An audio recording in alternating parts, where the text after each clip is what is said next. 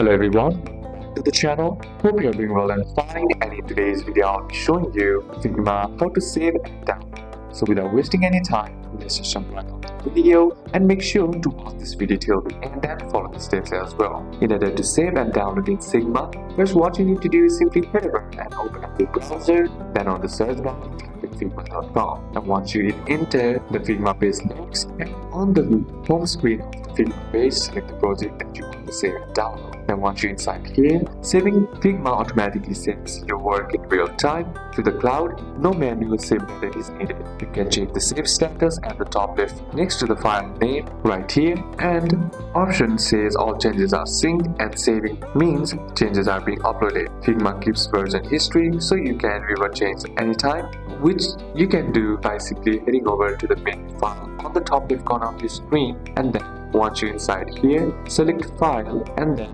once you're inside the file, you'll find an option that says show version history. Simply select that. Now, in order to download your design, what you need to do is select the layers right here, and then, or you can just simply select the frame and the assets, and then once you do that, on the right hand side of the toolbar, simply scroll down and you'll find an option that says export right here. Now you can select it from the PNG file format, JPEG, SVG and PDF. Select which one is preferable for you, and once that's done, simply select export frame option on the bottom, and that will let you download your project. So these are a couple of steps that you can apply, and that's it for today's video, guys. Hope this video was useful to you. Leave a like if it did, comment down any questions that you have, and see you soon on the next one.